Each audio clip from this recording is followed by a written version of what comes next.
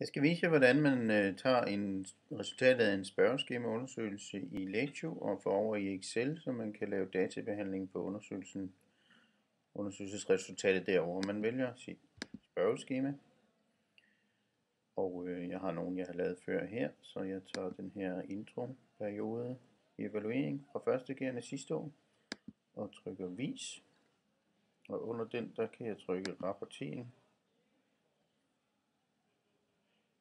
Det er en stor en, så det tager lidt tid. Men her ser vi alle svarene.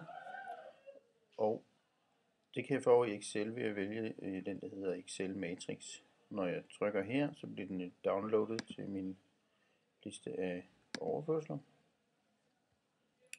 Og her har jeg en anden undersøgelse, der hedder undersøgelse af Borg-elevers holdninger til hash og alkohol. Når jeg åbner den, som jeg allerede har åbnet her, så kommer det over på den her måde, hvor man får de spørgsmål, som der er blevet stillet, og så alle de mange elevers svar. Og det er jo totalt uoverskueligt. Måden man så finder ud af et mønster i de her tal, det er ved, at man i min version her på Mac under data vælger pivot-tabel. Det kan ligge under indsæt på nogle andre versioner, og på PC er jeg ikke lige sikker på, hvor det ligger. Det kan være under indsæt. Og man vælger bare den forhåndsvalgte, og den vælger hele det her område af sig selv, så jeg trykker næste, og så trykker jeg ja til, at jeg vil have det over på et nyt ark, fordi så får jeg her en ny fane hernede, hvor den har en skabelon til en tabel, og så har den herover de variable, jeg kan lægge ind, som er de spørgsmål, der er stillet. Og jeg vil have den uafhængige variabel i kolonnen, så jeg klikker på den og holder den nede, så jeg kan trække og slippe. Man plejer at bruge den uafhængige variabel, som altså kan forklare noget om den afhængige variabel. Den har man oppe i de lodrette kolonner. Og så tager jeg et af de afhængige spørgsmål, har du prøvet at ryge hash, og flytter over i de vandrette rækker.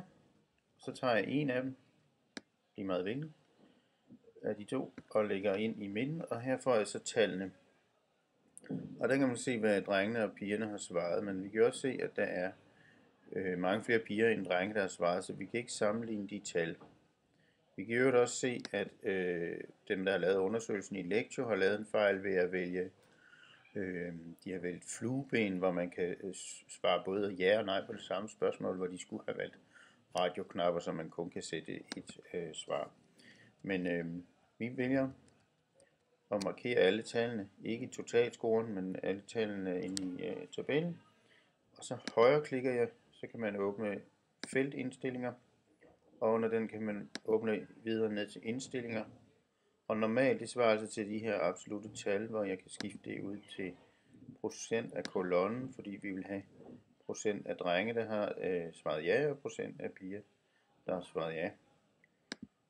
Og så får man altså nogle sammenlignelige tal, hvor man kan se, at det er 62,3% af drengene, der har svaret ja til spørgsmålet, og kun 38,1% af pigerne.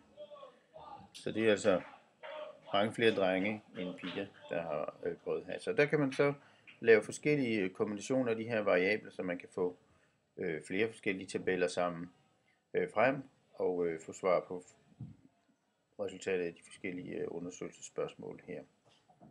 Vi kan godt prøve at lave en til ved at trykke igen pivot-tabel og de samme spørgsmål igen. Og her har den allerede en, så den spørger, om jeg vil lave en til. Det vil jeg. På et nyt ark. Og der kan jeg så igen tage køn i kolonnerne. Og så kan jeg i stedet for vælge, burde hash være lovligt. Og hvad siger de til det? Igen lægger vi så bare en af dem ind i midten. Og så får vi igen nogle talværdier. Der kan man sige, at det er faktisk lige mange piger og drenge, der har svaret ja til spørgsmål 83. Men der er jo mange flere piger med i undersøgelsen, så derfor skal vi have det om i procent. Igen, vi markerer tallene, højre klikker, feltindstillinger og indstillinger. Og hernede har vi så procent af kolonne. Og der ser man igen en markant forskel mellem drengenes og pigernes holdning til legalisering af hash.